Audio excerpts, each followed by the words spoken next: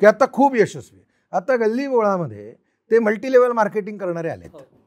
ते सगळेजण स्वतःला यशस्वी समजतात, असं टाय घालतात, मी यशस्वी होणारच वगैरे वगैरे काहीतरी बडबड करत फिरतात. आणि त्यांच्यातले काही जण जे आहेत ते लगेच असे इतके बिभत्स पद्धतीने ते यशस्वी झाल्याचं दाखवण्याच्या नादात स्वतःच्या गाड्या काय दाखवतात, मग स्वतःच्या हातातले कडे काय दाखवतात, अंगठ्या काय दाखवतात आणि ते लोकांना वेड्यात काढतात. मग तुम्ही त्याच्यामध्ये हुरळून जाता. मग तुम्हाला असं वाटतं की अरे किती सोपं आहे, एक 10,000 रुपये टाकायचे, 10,000 रुपये टाकायचे, अजून 10 जणांना गोळा करायचे, माझ्यासारखे 10 गोळा करायचे, मग माझा बिझनेसमध्ये प्रत्येकाचे मला 1,000 रुपये मिळतील, मग माझे 10,000 रुपये पहिल्या फटक्यात बाजूला होतील. हा ट्रेंड आहे. फॉलो करणार का आपण? हा यशस्वी आहे, हे करणार का? हे सगळे म्हणजे पहिला ट्रॅप नवीन उद्योग सुरू करणाऱ्यांचा जो आहे तो या मल्टी लेवल मार्केटिंगवाल्यांचा आहे.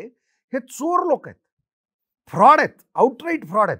हे किती मोठ्या गाड्यांमधून आले तरी यांनी उमेद मारलीये जे नवे धंदे करू शकतात अशा लोकांची.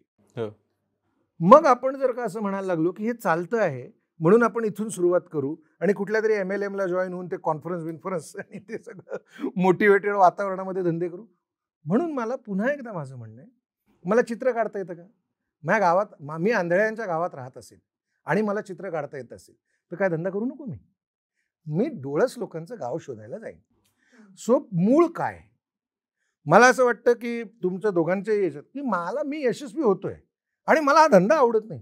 हे असं कसं कोणी म्हणू शकतं की माझी ना पॅशन ऍक्च्युली चित्र काढायची आहे, पण आता मात्र मी स्टॉक ब्रेकिंगच्या धंद्यामध्ये. का बरं आहेस तू त्या धंद्यामध्ये? तुला चित्र विकता येत नाही आणि तुला स्टॉक विकता येत आहेत म्हणून असं असू शकत नाही. ज्यांचं पॅशन आणि धंदा एकच आहे ह्या दिशेला जाणं हेच मुख्य उद्दिष्ट असलं पाहिजे.